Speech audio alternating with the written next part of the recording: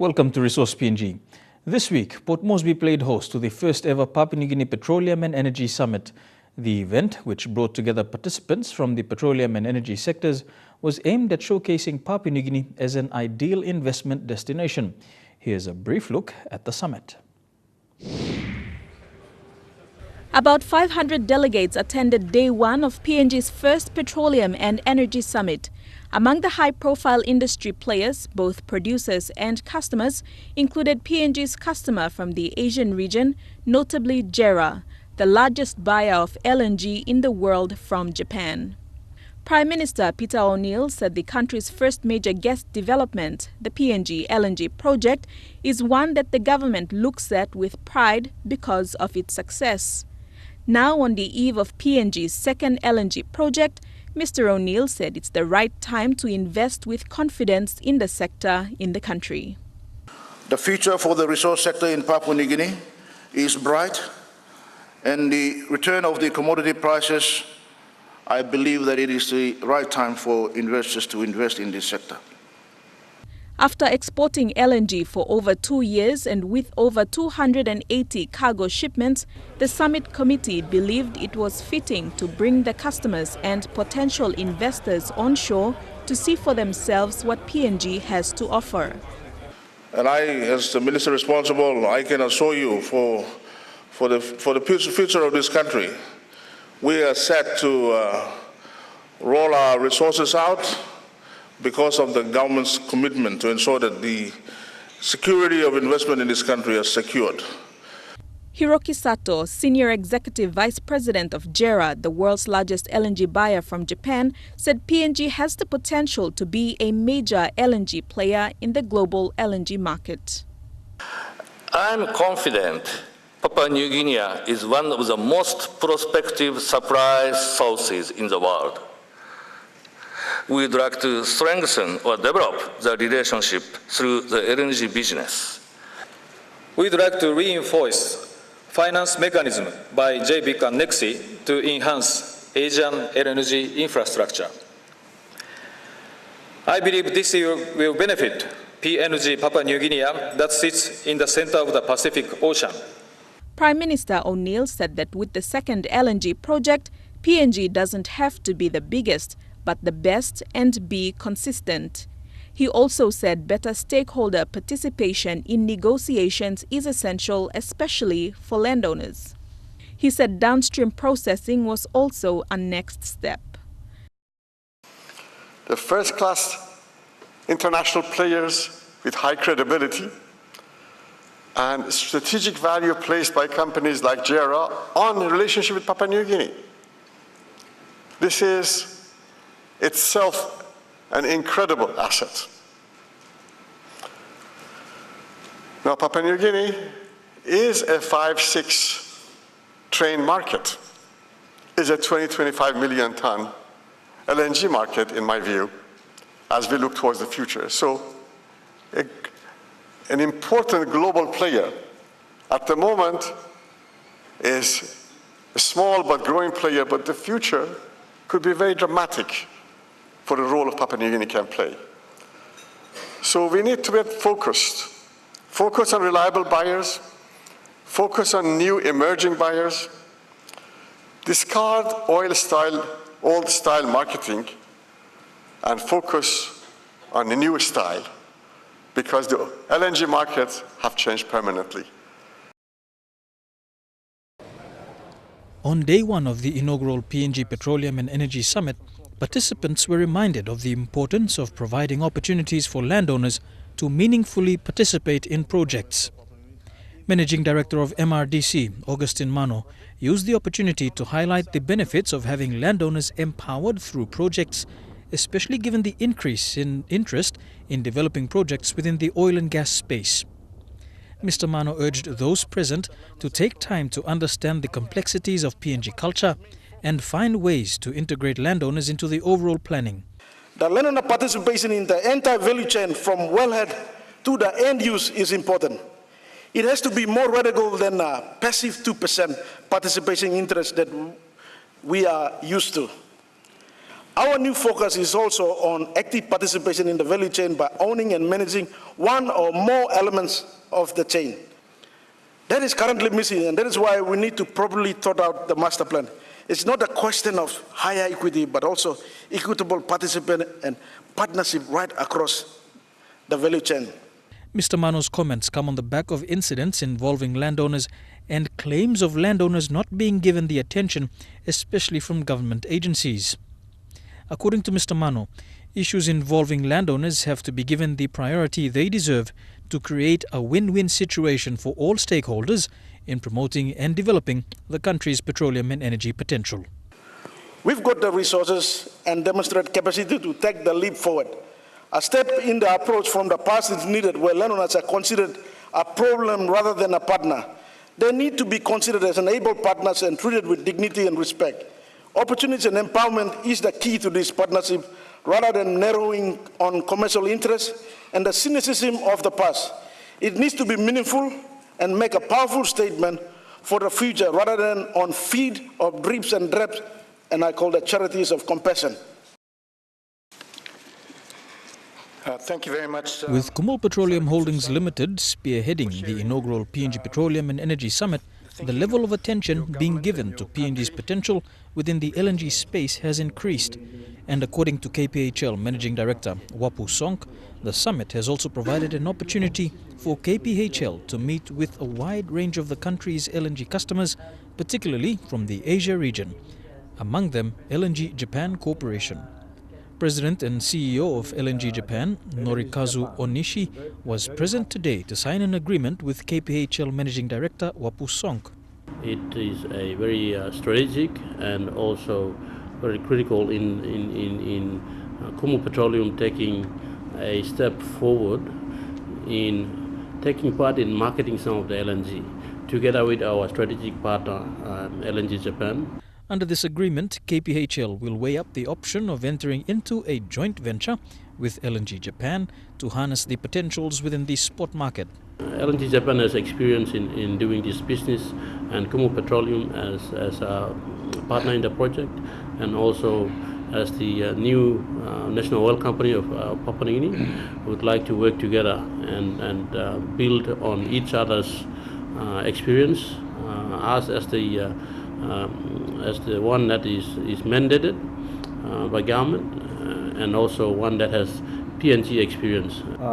We'd like to cooperate with Kumul Petroleum, not only the trading, but also education, etc., on other factors also. So at the maximum, we handled 15 million tons per year.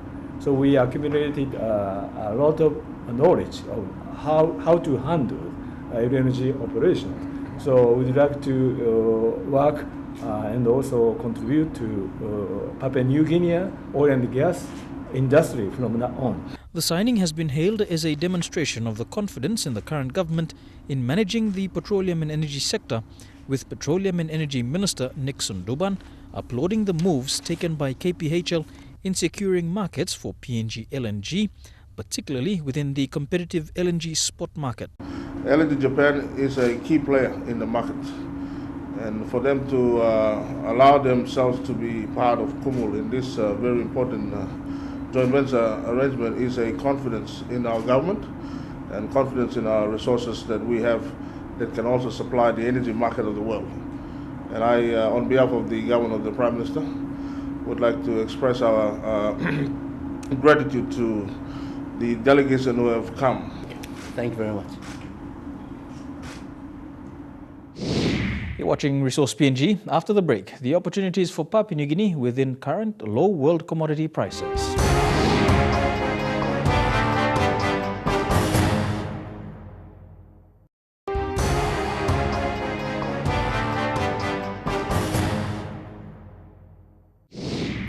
Welcome back to Resource PNG. Despite relatively low world commodity prices, Papua New Guinea remains an opportune destination of choice for developers within the oil and gas space. Professor Peter McCabe, a leading academic on the extractive industries, believes that the potential for Papua New Guinea is great.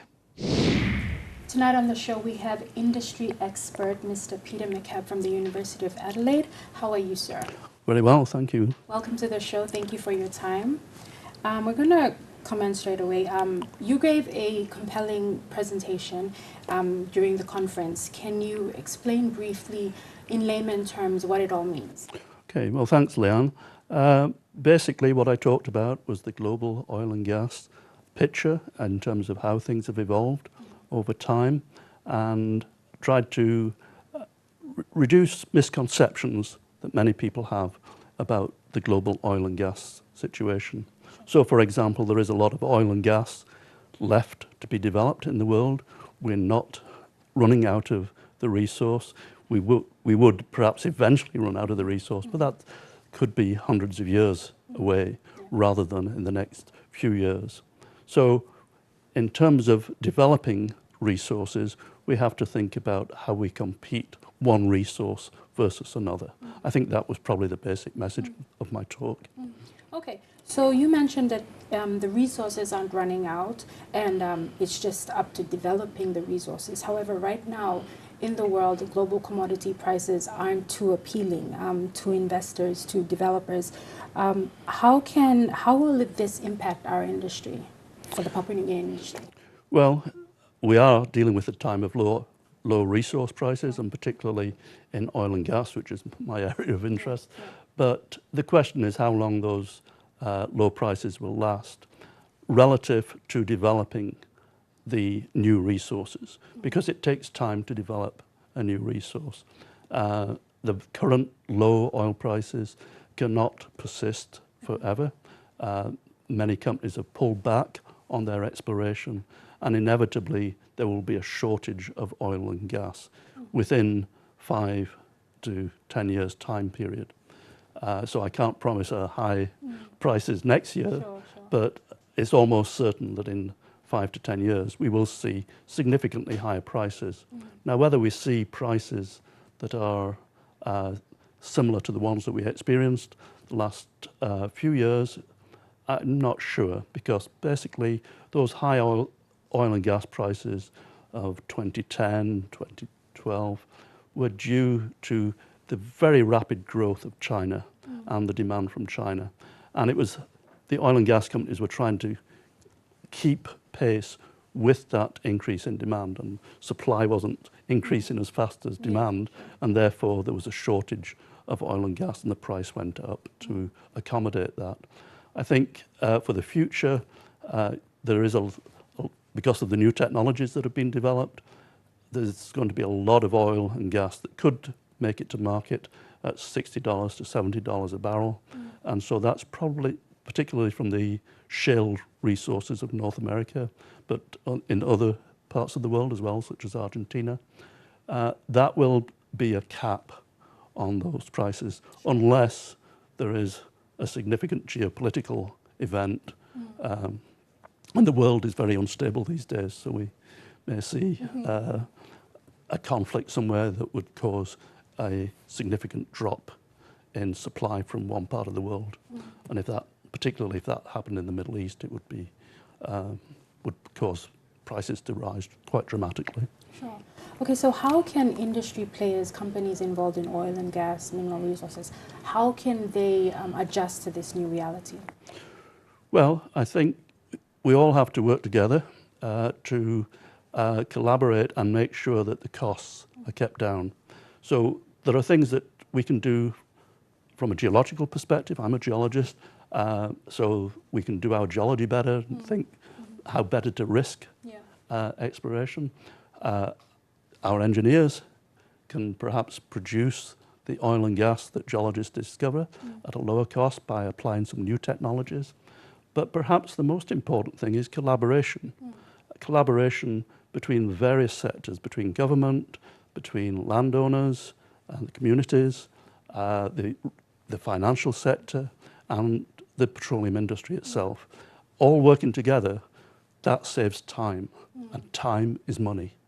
So that's perhaps the most important thing that could be done in the short term, at least. In the long term, technology will reduce the cost, but we can't instantly change that. That's a gradual thing. All right, fair enough. That's understandable. So living behind the highs and lows of commodity prices, because it's seemingly out of industry leaders' control, where can oil and gas company go to lock in demand in this volatile time? Well, the demand that I see for oil and gas is very much in the developing world.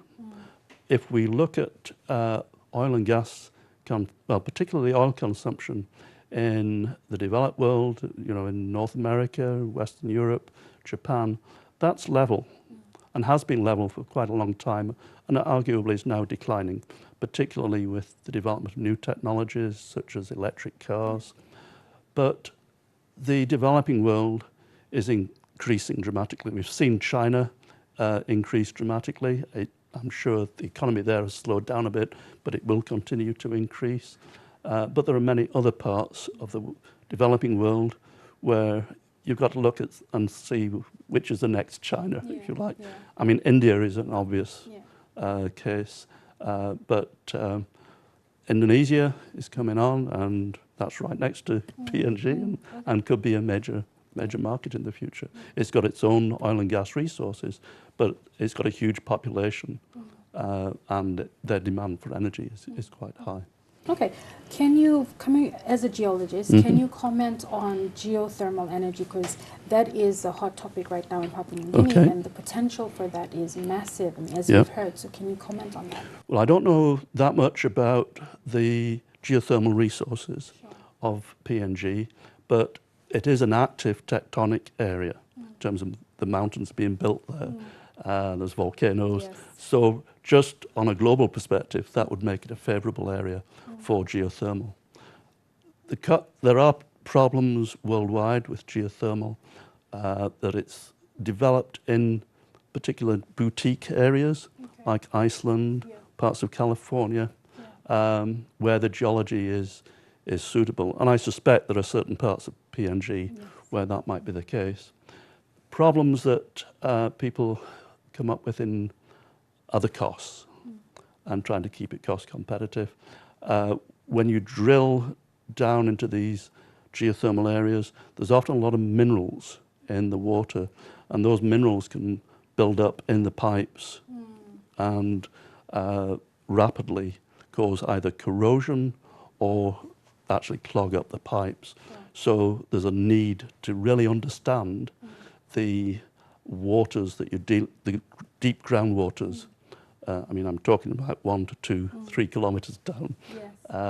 What the chemistry of those waters is and what they might do to your drill holes once you've penetrated into those areas, so that you might have really good production for a few years, but then if your pipes corrode or clog up, you've lost your production.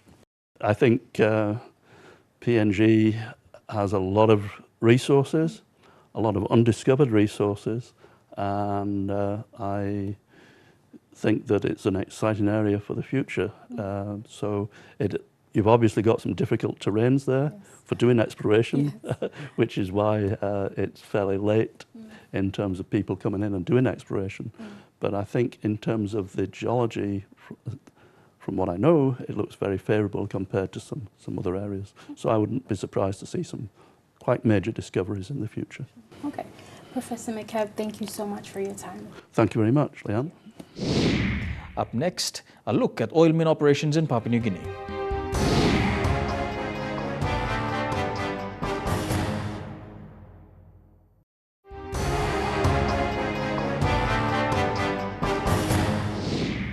Welcome back to Resource PNG.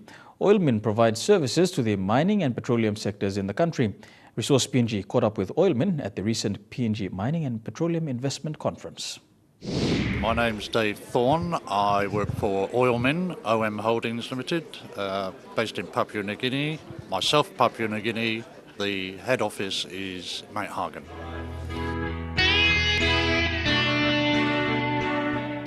Well, Oilmin is a 100% owned PNG company formed by the late George Lay. It's formed in '92, and since then we've grown from assisting seismic exploration in PNG to providing a whole logistics solution. So we have our own aircraft, we have our own rivering barges, and we construct rig pads as well. So we're there for the whole cycle of the exploration phase.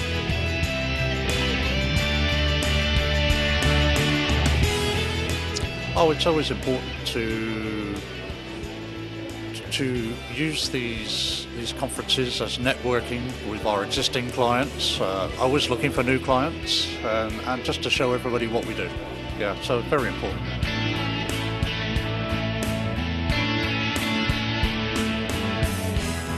Our company, I would say, is extremely important to the exploration phase of the companies.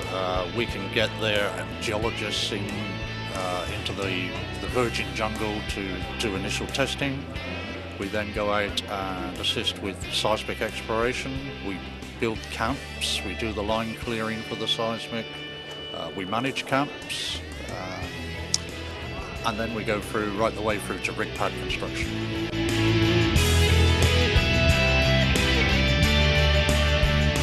Well, it's been a tough year for the whole industry, but we're surviving. We certainly need more activity in PNG, and I would certainly hope that any court cases currently holding up work programs get sorted out very quickly.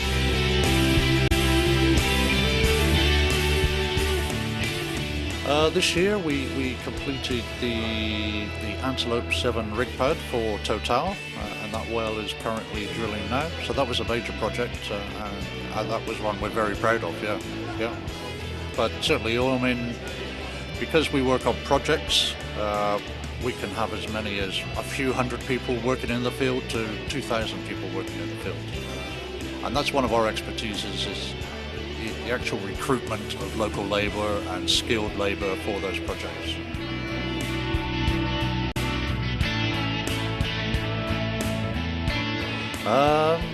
Just to say that Oilmin is a 100% PNG owned company.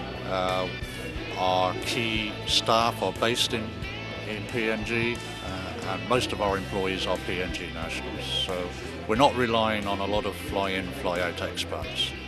We're looking to grow, we're looking forward to the future, and long may it continue. We do have some joint ventures being considered. I can't discuss those right now, but certainly we are looking to grow on this very poor year, if you like. We do think next year there will be a lot more activity and therefore a lot more employment opportunities. The message is keep on exploring, keep PNG companies working, and supporting families. It's very important that work scopes continue and don't stop intermittently. But we need that continual flow of work coming in. And that's all we have time for on this episode of Resource PNG. If you have any questions or comments on anything on our show, please email us on the address now showing on your screen. For industry updates, you can check out our Facebook page as well as follow us on Twitter. To view this episode online, log on to the EMTV website where you will find a link to the Resource PNG page. From the Resource PNG team, enjoy your viewing. We'll see you again same time next week. Until then, it's bye for now.